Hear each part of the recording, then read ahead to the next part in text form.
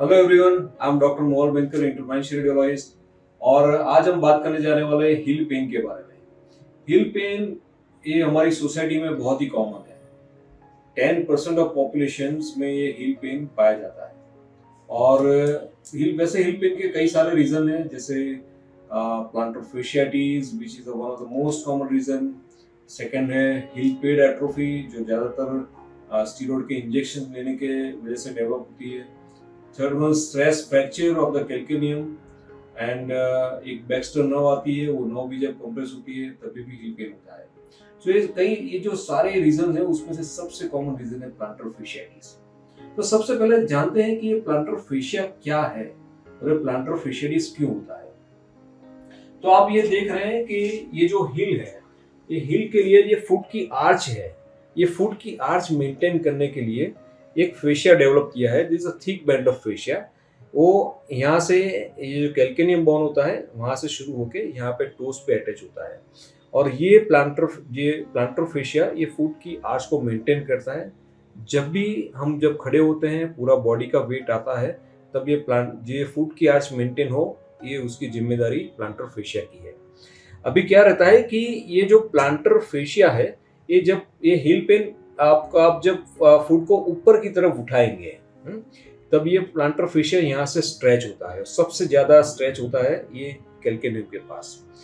अब जब उसको नीचे करेंगे, तो नीचे को तो ये प्लांटर फेशिया रिलैक्सेशन मोड में है कि अभी यहाँ पे कोई भी स्ट्रेचिंग उसके फाइबर्स को नहीं दिख रही है। और जब उसको फ्लैट करेंगे, जब आप खड़े रहते हैं तब ये फ्लैट मोड में है, तभी भी प्लांटर फेशिया स्ट्रेच होता है। सो ओनली प्लांटर फेशिया जब डोर्सी फ्लेक्शन कहते हैं उसमें, और ये स्ट्रेट में एक काफी हद तक स्ट्रेच रहता है, मगर जब प्लांटर फ्लेक्शन में वो रिलैक्स रहता है।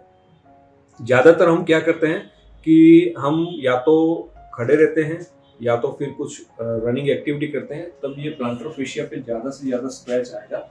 और उसकी वजह से ये जो प्लांटर फेशिया में कई सारे माइक्रो ट्रॉमा, जो फाइबर्स है उसमें माइक्रो ट्रॉमा होता है, कुछ फाइबर रप्चर हो जाते हैं। और ये ज्यादातर रप्चर इस एंड पे होता है जहाँ पे कैल्केनियम अटैच होता है, और इसी की वजह से पेशेंट्स को पेन भी होता है। वो ये हिल पेन जो बोलते हैं कि ये प्लांटर फेशिया का जो कैल्केनियम अटैचमेंट है उधर ही पेन होता है। अब इसकी कैरेक्टरिस्टिक क्या रहती है कि ज्यादातर पेशेंट्स को मॉर्निंग में first step pain is very common. So हमने देखा कि फुट की जो 3 डिफरेंट मूवमेंट है, प्लांटर फ्लेक्शन, डोर्सल फ्लेक्शन और द स्ट्रेट फुट, ये इन 3 पोजीशन में से 2 पोजीशन में प्लांटर फेशिया स्ट्रेच होता है। और ये जब स्ट्रेच होता है तब ये माइक्रो ट्रॉमा होते हैं प्लांटर फेशिया के फाइबर्स में, और उसी की वजह से ये प्लांटर फेशिया डेवलप होता है। इसमें अच्छी बात यह है कि 80% पेशेंट्स को हम कंजर्वेटिव ट्रीटमेंट से ट्रीट करते हैं और उनको अच्छा हो जाता है। कंजर्वेटिव ट्रीटमेंट के लिए क्या होता है कि कुछ फिजियोथेरेपी की एक्सरसाइज होती है, वो भी पेशेंट को काफ़ी हेल्प करती है। कुछ प्लांटर सोल्स आते हैं, जो स्पेशल्स जो आपके जो फुटवेयर है उसके अंदर हम रख देते हैं, तो जो प्लांटर फेशिया की स्ट्रेचिंग कम हो जाती है, तब उसी वजह से भी पेशेंट को काफ़ी अच्छा फायदा होता है। इसके अलावा कुछ मेडिसिन आती है, medicine are also helpful in early stage group. और उसके बाद अगर 3 महीने तक अच्छा नहीं हुआ, तब हम सजेस्ट करते हैं कि हमारी ये जो नई ट्रीटमेंट है वो हील पेन एम्बोलाइजेशन वो करना चाहिए। सो ये हील पेन एम्बोलाइजेशन क्या है? तो ये हील पेन एम्बोलाइजेशन जो हम करते हैं उसके अंदर जो प्लांटर फेशिया जहाँ पे अटैच होता है कैल्केनियम के पास, वहाँ पे because of the chronic inflammation ये छोटी छोटी एब्नॉर्मल ब्लड वेसल्स डेवलप होती है, जिसको मोया मोया ब्लड वेसल्स कहते हैं। आप देख रहे हैं हमारे एक जो ट्रीटेड पेशेंट है उसकी एंजियोग्राफी अभी स्क्रीन पे आ रही है, तो उसमें आप देखेंगे कि जो तो प्लांटर फेशिया के अटैचमेंट है वहाँ पे आपको एब्नॉर्मल वास्कुलर ब्रस्ट देखने को मिलेगा। इसका मतलब कि उनकी नलियाँ थोड़ी ज़्यादा देखने को मिलेगी। ये जो एब्नॉर्मल ब्लड वेसल्स है वो कंटिन्यूस पेशेंट्स को पेन प्रोड्यूस करती है। तो हम सबसे पहले एंजियोग्राफी करके वो आइडेंटिफाई करते हैं कि कहाँ पे ये एब्नॉर्मल ब्लड वेसल्स है, कितनी मात्रा में है। और वंस वी आइडेंटिफाई, उसके अंदर हम एम्बोलाइजिंग पार्टिकल्स इंजेक्ट करते हैं। ये एम्बोलाइजिंग पार्टिकल्स इतने छोटे होते हैं कि एब्नॉर्मल ब्लड वेसल्स को ही ब्लॉक करते हैं। और जब ये एब्नॉर्मल ब्लड वेसल्स, जिसको मोया मोया ब्लड वेसल्स भी कहते हैं, वो एक बार ब्लॉक हो जाती है तो उसमें से साइटोकाइन्स की रिलीज भी रुक जाती है, उसके सराउंडिंग जो सेंसरी नर्व्स होती है उससे वो भी पेन सिग्नल्स भेजना बंद कर देती है, और इसकी वजह से पेशेंट्स को काफ़ी हद तक फ़ायदा मिलता है। करीबन 80 टू 100% पेन रिलीफ मिल जाता है। अगर ये पेन 2 साल से ज़्यादा हो तो उसमें बोन में या प्लांटर फिशर में कुछ क्रोनिक चेंजेस डेवलप हो गए होते हैं, तब पेन रिलीफ थोड़ी कम मिलती है, अदरवाइज तो पेन रिलीफ काफ़ी अच्छा मिल जाता है।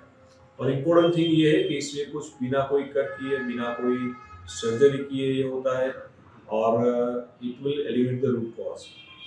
इसके अलावा जो कई सारे पेशेंट्स हमको पूछते हैं कि सर ये स्टीरॉयड का इंजेक्शन ले लें या फिर पीआरपी का इंजेक्शन ले लें, तो स्टीरॉयड का injection it's very tricky thing, because many times क्या होता है कि अगर वो फैट के अंदर इंजेक्ट कर दिया तो वो फैट पे एट्रोफी करता है, और कई सारे पेशेंट्स को ये फायदा करने की बजाय वो नुकसान करता है।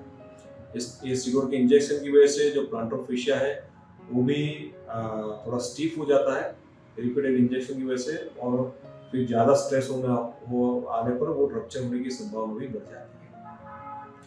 उसके अलावा जब सर्जिकल मेजरमेंट देखेंगे तो सर्जिकल मेजरमेंट प्लांटर फिशिया थोड़े कट करते हैं, उसमें जो प्रेशर कम करने के लिए सेकेंडरी काफ मसल्स है उसको भी थोड़ा कट करके वो रिलैक्स करने का ट्राई करते हैं, but these are the very crude method और उसके आउटकम इतने अच्छे नहीं है।